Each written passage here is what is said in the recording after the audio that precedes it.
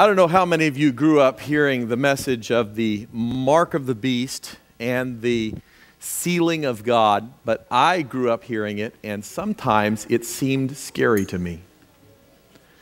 It was presented in a way that was frightening. It was presented in a way that was threatening, menacing. Anybody ever hear it presented just that way? Well, that is not the message of the mark of the beast and the seal of God. What I want us to note right from the outset is, does anybody know when the mark of the beast is given and the seal of God is given? Is it past, present, or future? It's future, okay? It is not present, it is future. And by that time, we will all know where we stand.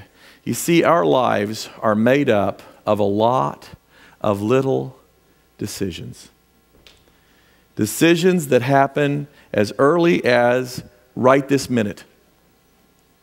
You know, I have a bad habit when I'm sitting in church of doing what the old folks used to call spinning wool. Anybody ever hear that term, spinning wool? It's an old term. It means daydreaming. I'm a master daydreamer. I can create entire worlds, if not universes, while something is going on about which I'm not interested. And so today, as we talk about this, I want us to focus for just a minute on the fact that the sealing and the mark are not frightening. They are simply a warning.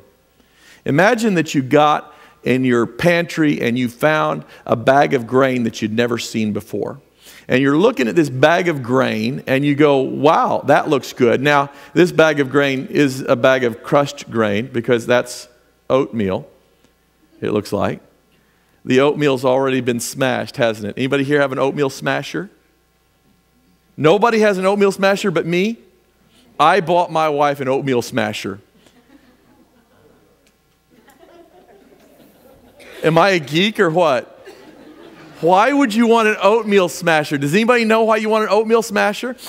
Grains contain proteins, they contain carbohydrates, and they contain something, third thing, what is that? Oils.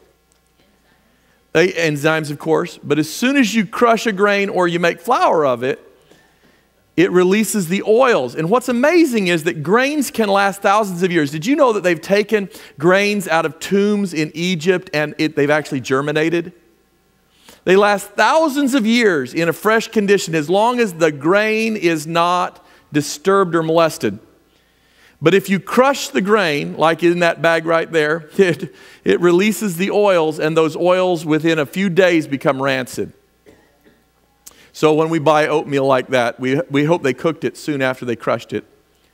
But the bottom line is that if you had a grain like that in your house and you thought, my, that looks like it would make some good breakfast, and then you looked closely at the bag and you saw on the side of the bag a warning.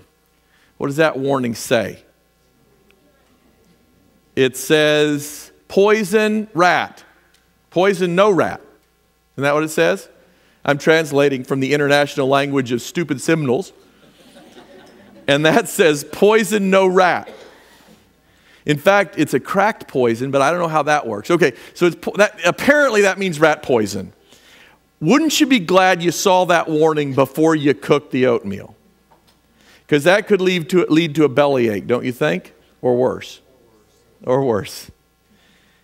You know, that's exactly what the mark of the beast message in the Bible is about. It's just a warning. We got a lot of warnings in our culture. Some of them aren't very artistic or attractive. I've always thought that pirate symbol for poison was always an interesting one. I don't know what the pirates are doing with the poison. But anyway, they all have a purpose. And in the Bible, here's the warning. We're going to jump right to it. It's in chapter 14 of Revelation. And this is the warning that talks about it. It's like the millennium, folks. There are not a lot of texts in the Bible that talk about this. The millennium is covered in the Bible in exactly one text. And the mark of the beast and the seal of God are covered in the Bible in this text. And it says, Then a third angel followed them, saying with a loud voice, if anyone worships the beast in his image and receives his mark in his forehead or his hand, he himself shall also drink the wine of the wrath of God, which is poured out full strength into the cup of his indignation. So that is, and he shall be tormented with fire and brimstone in the presence of the holy angels and in the presence of the Lamb. One more. And the smoke of their torment ascends forever and ever, and they have no rest day or night who worship the beast in his image, and whoever receives the mark of his name. That's a serious warning, folks. There's no way around it. That's a serious warning. But I want you to know that this warning is not given to you to create fear. It is just like the one we studied this week where Jesus says there are two paths. There's one that's wide and it's open and it's easy, and that path leads to destruction. And there's another path, and it's narrow, and few be that find it, and that one leads to God's kingdom, eternity, and righteousness. That is not a threat. That is simply a warning. And it is. It's just really true. We know this of life. Sarah was here to pick on this morning. I wish Eddie was here. Who else is our... Well, okay, there's Phil. I'll pick on Phil. I always pick on Phil. The way to winning a bicycle race, is it broad and is it easy, or is it narrow and it's hard? You know, Daniel Marandura put on his Facebook page this week, he said, and I think it must be a quote from a song because that's usually what he publishes, but it said, if you're looking to get your fitness in line, he says, I know of 99 gyms, but your sofa isn't one. I don't know if that's a line from a song or not. It doesn't rhyme, but the way he wrote it, it did. I don't remember how, but he wrote it. There's an easy way, a broad way that leads to girth, and there's a narrow way that leads to buff. And they're two different ways, aren't they? One is narrow and one is broad, and that's exactly what this warning is about. It says there's a way that leads to destruction, and it involves the beast and his image. And we'll talk about more what that is. But it says this is important. Now, there's another warning there, and this one applies directly to you right now. And this warning says, so you, son of man, I have made you a watchman for the house of Israel. Therefore, you shall hear a word from my mouth, and you shall warn them for me. When I say to the wicked, O wicked man, you shall surely die, and you do not speak to warn the wicked from his way, that wicked man shall die in his iniquity, but his blood I will require at your hand. Nevertheless, if you warn the wicked man to turn from his way, and he does not turn from his way, then he shall die in his iniquity, but you will have delivered your soul. That's another warning, isn't it? That's a pretty stern one. That one's kind of like the Jonah warning, isn't it? Isn't that exactly what happened to Jonah? Jonah said, God said to Jonah, I have a warning for you to give to people. Go give it to the people. And Jonah said, no. And God said, yes. I really mean this. You're really going to do this because I know that you really want to do what I've asked you to do. Right? Well, I'll tell you something. That gives me some comfort. You know, I mentioned earlier that we have a lot of decisions in life, don't we? We have decisions today, we'll have decisions tonight, we'll have decisions tomorrow. Big decisions and little decisions. Every decision we make makes a difference in us. Do you agree with that? So we have a lot of decisions. Jonah made a horrible decision, didn't he? But God gave him a chance to make the right decision. I heard a sermon once where a guy told us, you only get the choice point once in your life, and if you miss it, you miss it.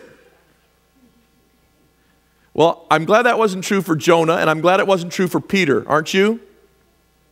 Old Peter, he kept making the wrong decision over and over and over again. And I'm glad because I get to learn that God is a forgiving God. Not once, not twice, but over and over again, God will forgive our poor decisions. But this warning here is for you and me. And it says, I'm warning you, God says, I'm warning you that if you know that destruction is coming on somebody and you don't warn them, I'm going to hold you responsible for it. That's kind of a serious warning, isn't it? Isn't that what it says? Anybody disagree with my rendition of that? That's what it says. Now, Here's the problem, and I've shared this with you before. I had this guy live down in Granbury, heard I was moving up here, said he had a daughter in Allen. He said, won't you go visit my daughter in Allen? I said, I'd love to visit your daughter in Allen. As soon as I'm up there, I'll do it. Give me the address. And he said, first, let me give you some tracts because she's got some problems with the behaviors of her life, and she needs these tracts. And I said, well, what's your relationship with her like? And he says, she don't speak to me at all. And I said, so you want me to take her these tracts about her behavior, and you want me to have the same relationship with her that you have with her? How about you let me have a better relationship with her, and I leave the tracts at home? He says, if you don't take the tracts, I'm not going to give you her address. So she lives here in Allen still, and I don't know her name. Because he wouldn't give me her name because unless I came to her and addressed her personal life issues. That's not what this text is saying. This text is saying that when we know somebody is headed for destruction, we have a duty to warn them. But that isn't to warn them about their behaviors. Their behaviors are simply symptoms of where they're going. We have a duty in this church. We have a duty in this church to visit with one another about the gospel and bring people to the Lord. We don't have a duty to picket them about their alcoholism or their cursing problem or their swearing problem or their bad behavior or their bad attitude. Amen. Our job is to talk to them about their eternity, not about their temporalness. What is it called? Temporalness. Not about what's right here and now, but what's going to be forever. So, he says we need to warn people.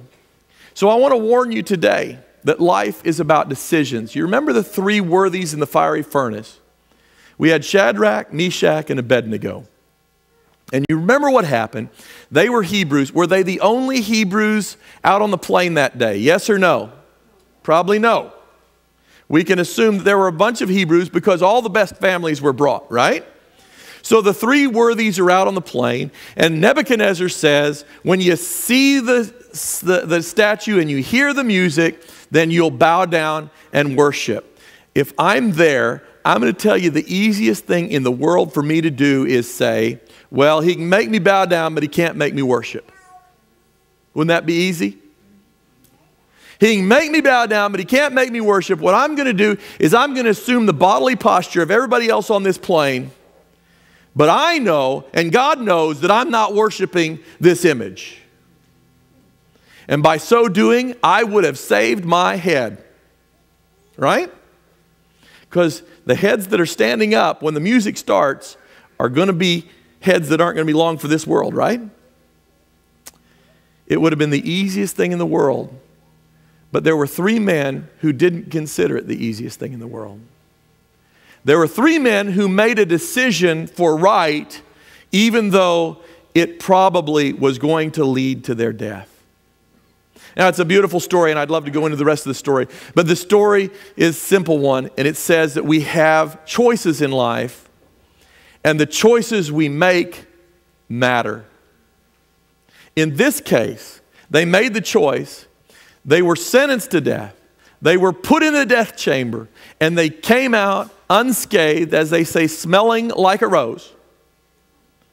They came out smelling like a rose, and even King Nebuchadnezzar and all the people in the land were enriched to salvation as a result of their behavior.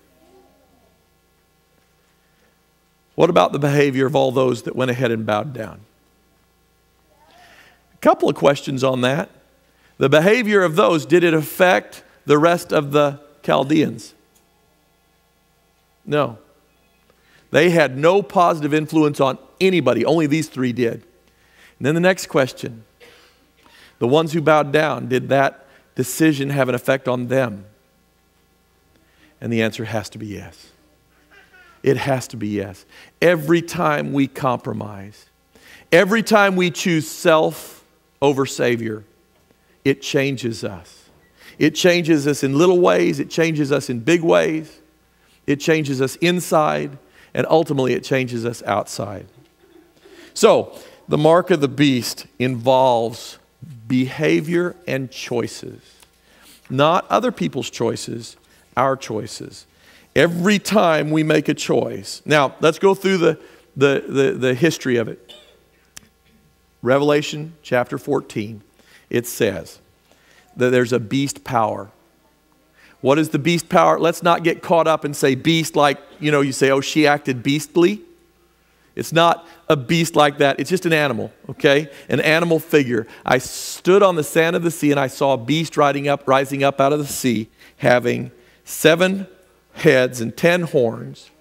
And on his horns 10 crowns, and on his heads a blasphemous name. And the beast which I saw was like a leopard, and his feet were the feet of a bear, and his mouth like the mouth of a lion. And the dragon gave him his power, his throne, and his great authority. Okay, so the first thing we notice is he comes up out of the sea. We all know from Biblical Interpretation 101 that the sea represents populations or people. In fact, the Bible even says so. It says, then he said to me, the waters which you saw where the harlot sits are peoples, multitudes, nations, and tongues. So we know that in Bible prophecy, water means people.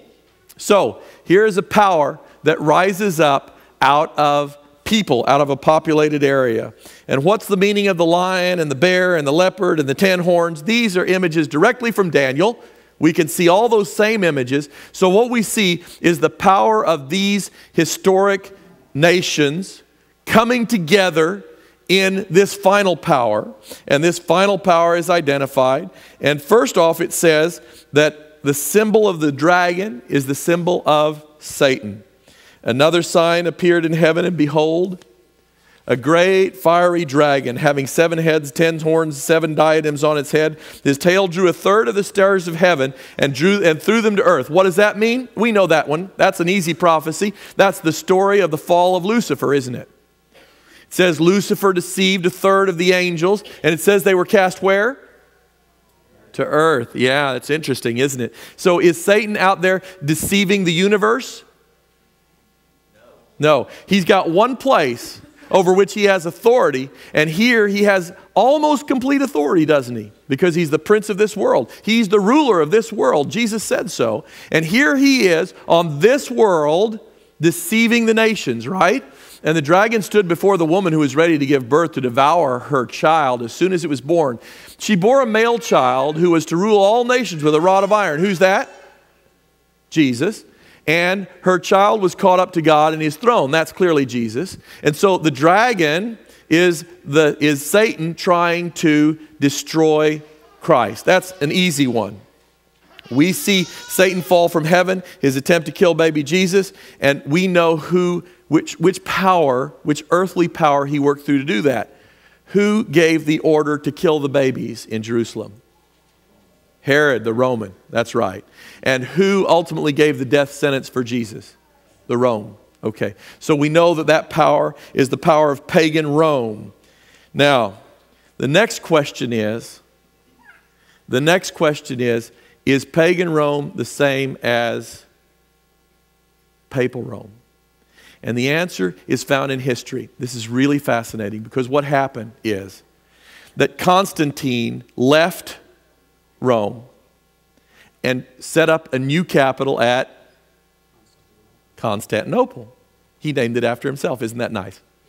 And he left behind in Rome not a void of leadership, because that would be really a problem if he left a void of leadership behind. The void of leadership would have caused a civil war, wouldn't it? So he left behind the Bishop of Rome in charge. He transferred his power to the bishop at Rome, and he went to Constantinople, and interestingly, turned out to be less powerful in Constantinople than he was in Rome.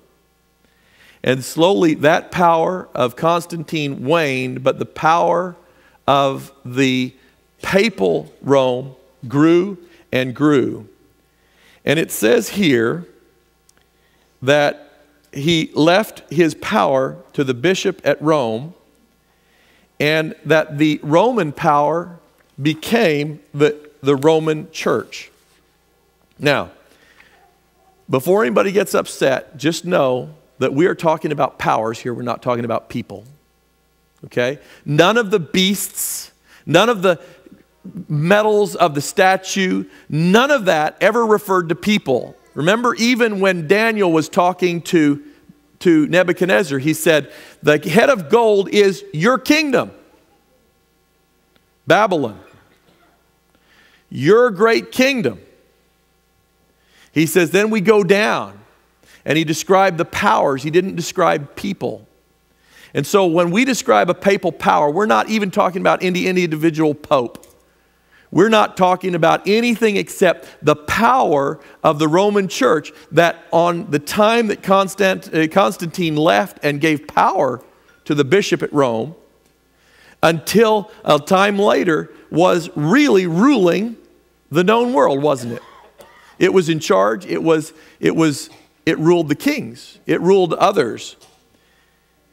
Now, the text says that this power will be blasphemous.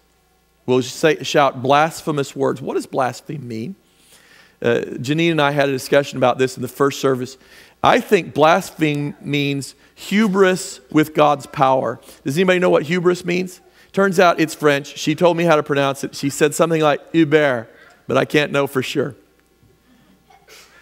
Hubris. What is hubris? It means our ability and willingness to take and usurp God's authority. That is blasphemy. And so the question is, did that power that we're talking about, that Roman power, did it exercise blasphemy? And the answer is that in the newest catechism from the Roman Church says, there is no offense, no matter how serious, that the church cannot forgive. Is that the church's job? No. Is that God's job alone? Remember when Jesus forgave a man's sins, how the Jewish leaders went crazy? Who is this man that he thinks to forgive sins? And the answer, of course, is this man is God, and he can forgive sins. But what's really interesting is here's a church that claims to be able to forgive sins. The church is Catholic. She proclaims the fullness. Catholic just means universal, by the way. The church is Catholic. She proclaims the fullness of faith. She bears in herself and administers the totality of the means of salvation. Does that sound like blasphemy to you? It does to me. As we look at the history of the church, it says that a wound would be inflicted on it. And that wound was actually inflicted on it when somebody reminded me in first service the name of the Berthier. General Berthier took the Pope captive in the French Revolution. And the power of the papacy was broken. And he was given a mouth speaking great things and blasphemies. He was given authority to continue for 42 months. Well, what does that mean? He opened his mouth in blasphemy against the God, to blaspheme his name, his tabernacle, and those who dwell in heaven. It was granted him to make war with the saints and to overcome them. And authority was given over him for every tribe, tongue, and nation. And it was for 42 months. How many days in 42 months? 1,260 days. You know, this is amazing because this power that we identify as papal Rome is so clearly described before it happened in Revelation that really nobody can miss it. And yet Christendom today is trying to find every way around what is the obvious, clear truth about this chapter in Revelation. There's no question it's talking about papal Rome. In fact,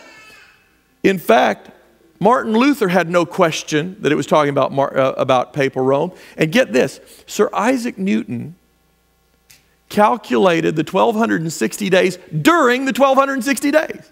They had not yet ended when he declared that in 1798 something important was going to happen to injure papal Rome. He didn't even know what it was because it was in the future for him. And sure enough, at the end of the 1,260 years, day for a year, the Pope was taken captive. So we know what this power is, and we know what this beast power is about. It started, the 1,260 days started in 538 AD, and it ended in 1798, 1,260 years later. It says there that he's going to be making war with the saints. What does that mean? Do you think papal Rome made war with the saints? Anybody remember anything called the Inquisition? Nobody expects The Spanish Inquisition. Nobody got that. Oh well. Did you get it? Okay, there's one person that got it. There was an old movie that had that line in it. Anyway, so no one expects the Spanish Inquisition. And the Spanish Inquisition is papal Rome making war against the saints, just as predicted in Revelation hundreds of years before. It says blasphemies. It says making war with the saints. And then one more thing, it says that they were going to change times and laws. Has the Roman Church thought to change times and laws? Folks, here's where it gets deadly serious. Because from our perspective, looking back, we can see what laws they have changed. And they said the Church of God thought it well to transfer the celebration and observance of the Sabbath to Sunday. Can anybody do that? What if I were to say to you, I've been reading these 10 commandments, and I was thinking about that adultery one, and I, as your pastor, have chosen to say that that one is okay. Is that all right? Adultery is okay now. Would that be okay with you? Just change one of the 10? You don't think I have the authority to do that? Really? I went to college. They pay me. Isn't that good enough? Okay, how about murder? That's a pesky one. How about coveting your neighbor's stuff? You know, we all covet our neighbor's stuff. Let's just admit it. If we just eliminated that one, that'd be one less sin we're committing every week. What do you think? I don't have the authority. I wouldn't presume to have the authority, would you? Who would presume to have the authority to change one of the 10 commandments? Which is the Sabbath day? Saturday is the Sabbath day. Why do we observe Sunday instead of Saturday? Because the church transferred the solemnity from Saturday to Sunday. Can they do that? That'd be nice if you could do that, right? Because I could live a sinless life if only I could just obliterate the 10, right? If I could change them, the authority of the church could therefore not be bound to the authority of the Scriptures, because the church had changed the Sabbath to Sunday. Had she not such power, she could not have done that, which she did. Oh, we came back. The church had changed Sabbath to Sunday, not by command of Christ, but by its own authority. And had she not such power, she could not have done that, which all modern religionists agree with her. Isn't it interesting how the church made the change and everybody followed after? Not just a few folks. You look around the Christian denominations. There are a handful, a tiny handful, a drop in the bucket. If you go and start researching the differences in the denominations, last night we talked about denominational differences. And if you go look at the denominational differences, many of the charts that include differences in belief don't even include one group in that are Sabbatarians, that believe that the 10 commandments still contain 10 commandments. There's just none left. She could not have substituted the observance of Sunday for the first day of the week for the observance of Saturday for the seventh day, a change for which there is no scriptural authority. Of course, they claim that the change was her act, and the act is a mark of her ecclesiastical power and authority in religious matters. It's the mark. It's admitted right there, it's the mark. What is that mark? I want to tell you something. It is really easy for us to say, well, you know, that's it. That the mark is coming in the future and this is what it's going to be and it's easy to see. But I want to tell you it's not so easy. Because we talked a couple of weeks ago about that Winegardner guy, remember? He jumped out of that balloon at 24 and a half miles, was it? And we kind of put ourselves in his place and we imagined what it would be like to do that without a parachute and know that we had 5.25 minutes to live. And we knew that when we hit the ground that was going to be the end of it. And I suggested to you that what you do in the last 5 minutes of your life is probably going to resemble pretty radically what you did in the last 5 years of your life. right now, right here, this morning, we have decisions to make.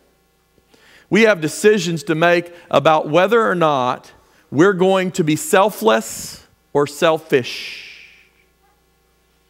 We work in a church here. We live in a church. We attend a church full of beastly people. Truly, you should know you. People who are petty and small. I've shared with you before that at my family we have a word that we use when we don't get enough rest, and we say we get snappish. We have people that want to be snappish, don't we? We live in a church where people are snappish. Have you ever had somebody in this church snap at you? I don't think there's anybody that's immune from that. How do you respond when somebody's ugly or slights you? See, these are the decisions that we make every day. How do we respond when somebody cuts in front of you in the potluck line? How do you respond in your heart? Now, I'm not talking about you smack them. No, we don't see many smacks here at the church. But in your heart and in your mind, how do you respond? How do you respond when you see some parent let their child go up and waste perfectly good food? You wouldn't believe how many people talk to me about that. How do you respond in your heart? How do you respond? What kind of decision do you make in your heart when you hear a child not being controlled by its parent and being noisy or running in the church and maybe even breaking things? Do you respond selflessly or selfishly? Because, see, the decisions we make today are eternal decisions, believe it or not. Today, here and now, we don't have the seal of God and the mark of the beast yet. But today, here and now, we're making decisions that are preparatory to the seal of God. We're making decisions every day. You know, Jesus made roughly, we'll say, 33 years of decisions. And at the end of the 3 years of decisions, he was able to make a very painful, hard, and difficult decision. A decision that involved his death and my life. I should not expect right now to march up and receive the seal of God. I have not made enough good decisions yet. My question to you is this. What are your decisions today looking like? Today, here, now, this afternoon, tomorrow, am I making decisions for the kingdom or am I making decisions for myself? These are the decisions that are going to determine the seal of God and the mark of the beast. Ultimately, it's going to come down to the same question as the three worthies out on the plain. They had the opportunity to bow down and save their lives, or the opportunity to stand up and say, we will not worship the statue. That's what the mark of the beast really comes down to, isn't it? Will you worship the statue, or will you stand up and say, no, though it kills me, I will not worship the statue? And so the question today is, am I making those decisions today? When I get slighted here at church, am I responding selfishly or selflessly? When I go to my job, when I am existing in my family, am I treating them like Christ would treat them? Or am I treating them like I feel like treating them? This is the mark of the beast in microscopic clarity. The seal of God is coming to those who have faithfully made good choices to follow Christ and to submit their lives to Him every day. There are going to be precious few who have ignored the warnings all the way through and at the last minute say, wow, I'm ready to be a martyr. John Huss did not do that. He stood true to his faith through trial and torture and death. And so it will be for those. I don't know if I'm going to live to the end. I don't know if you're going to live to the end. I would love to fantasize, daydream again. I would love to daydream that I'm going to be one of those people that's called before a tribunal and is asked a question, and Christ is going to possess my lips and give an answer. I'd love to fantasize that. But you know what? That may come with martyrdom. Kind of messes up my fantasy a little bit. If I die before that time comes, I still want all my decisions. Again, I draw great comfort from Peter. Old Peter made some bad decisions along the way, and he was still an apostle of Christ. I've made some bad decisions. I'll bet if you look in your heart of hearts, you've made some really bad decisions. But today, I want to consecrate my decision making to God. I want to turn my heart over to Him. I want to look forward to knowing that when the time of the sealing comes, I will be obedient. I will stand up, though it kills me, and say, I will not bow down to the image. Would you let me pray for you? Heavenly Father, there are those in this room who have been making poor decisions like myself. There are others who have occasionally made better decisions. We ask right now that you would consecrate our hearts, that you would help us to remember your warnings, that the decisions that we make now will influence our character for eternity. Please give us the right choices to make, the right decisions to make. Change our hearts, change our lives, and even change our faces that we might look to others like Jesus. Forgive us of our sins. Give us a future in which we can know that your influence will be shown to others. We ask it in Jesus' holy name. Amen.